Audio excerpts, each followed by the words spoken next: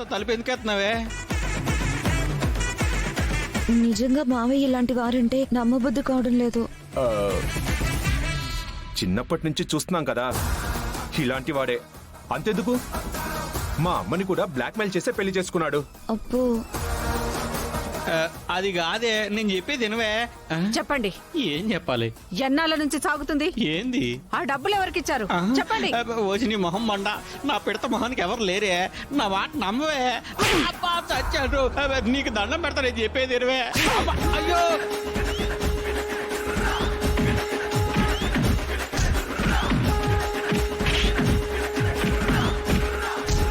నీకు దండం పెడతా. అమ్మో నేను దొరకను, నేను మారిపోతాను. అమ్మో అమ్మో అమ్మో చంపేసింది. వెళ్ళు వెళ్ళు, ఎంత దూరం వెళ్తావో నేను చూస్తాను. మళ్ళీ నువ్వు ఇంటికంటూ తిరిగి వస్తే ఆ డబ్బుల బ్యాగుతోనే తిరిగి రావాలి. అమ్మయ్యా, మా అమ్మ నమ్మేసింది, ఇందు నమ్మేసింది, ఇక ఏ సమస్య లేదు.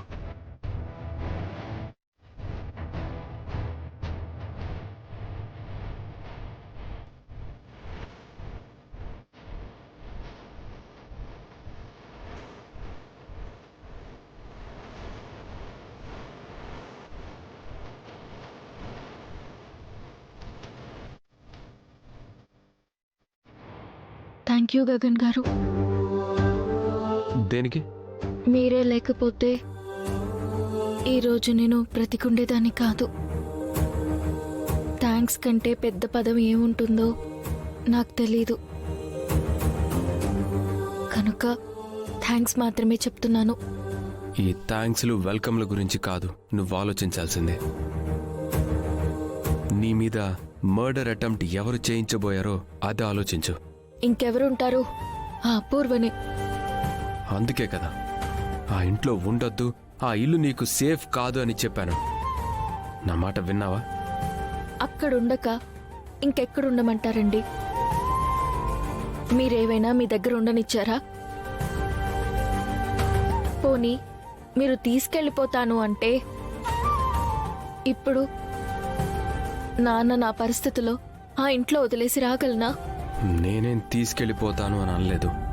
మీ నాన్నతో సహా వచ్చి మా ఇంట్లో ఉండు అని అనలేదు. అదే కదా నేను చెప్తున్నాను. అయితే ఇప్పుడేమంటావు? ఆ ఇంటికే వెళ్ళాలంటావా? అవును. అందరి ముందు నాన్ననలా కొట్టేసరికి నాకేడుపొచ్చింది మోహయ్య. ఆడపిల్లలా నా ముందు ఏడవకరా. నన్ను చీయనండి, అందరి ముందు కొట్టండి, నేనేం ఫీల్ అవ్వను మోహయ్య. కానీ మా నాన్ననంటే మాత్రం ఫీల్ అవుతాను మోహయ్య. అయినా మోహయ్య, నాన్న ఎంత ఇల్లరికం అల్లుడైతే మాత్రం మీ దృష్టిలో అంత అలుసైపోవాలా? అసలు ఇల్లరిక ఉండడం మా నాన్నకిష్టం అనుకున్నారా?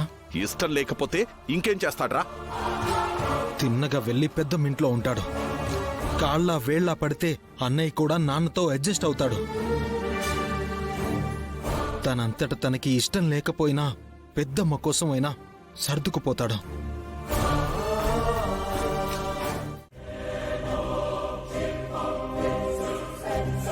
అది మేడం జరిగింది. మావయ్యని చంపేసేంత కోపంతో వెళ్ళినా ఆయన్ని చూడగానే నా కోపం ఆవిరైపోయింది మేడం.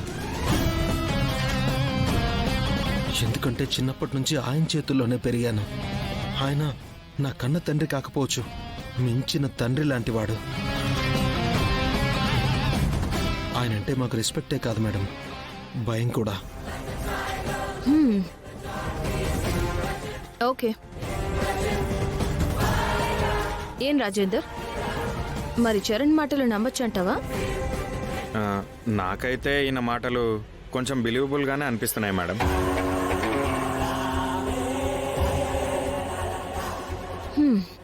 ఓకే, చూడండి చరణ్, చంపేసే అంత కోపంతో వెళ్ళి తర్వాత భయపడిపోయాను అంటున్నారు. అలా కాకుండా కాస్త ధైర్యం చేసి మాట్లాడుండొచ్చు కదా. మాట పెరిగి మీ మావయ్యని విసురుగా తోసేస్తే ఆయన విరిగిన బాటిల్ మీద యాక్సిడెంటల్గా పడుండొచ్చు కదా. అలా అనుకుంటే మీరే ఈ క్రైమ్ చేసినట్టు అవుతుంది కదా. సరే మేడం, మీరు చెప్పినట్టే జరిగింది అనుకుందాం. యాక్సిడెంటల్గా మావయ్య బాటిల్ మీద పడిపోతే బతికున్నాడని తెలిసి కూడా ఆయన నేను ఎలా వదిలేసి వెళ్ళిపోతాను మేడం?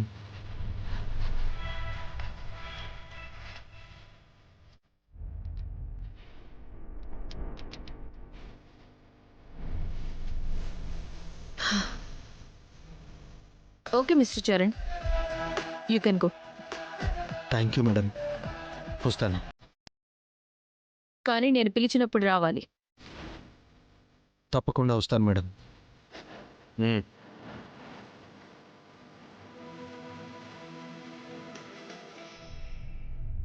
ఈ చరణ్ విషయంలో నీ ఒపీనియన్ ఏంటి రాజేందర్? ఈ అబ్బాయి అయితే ఖచ్చితంగా మర్డర్ చేయలేదని నాకు బలంగా అనిపిస్తుంది మేడం. కరెక్టే. యాక్సిడెంటల్గా జరిగినా కూడా అలా వదిలేసి వెళ్ళిపోగలనా మేడం అని అడగడాన్ని బట్టి తన సిన్సియారిటీ ఏంటో అర్థమవుతుంది. ఇక మనకు మిగిలిన సస్పెక్ట్ గగన్. అవును మేడం.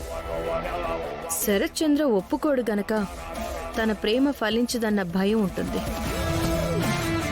సరిగ్గా ఆలోచిస్తే అన్ని దారులు గగన్ వైపే చూపిస్తున్నాయి.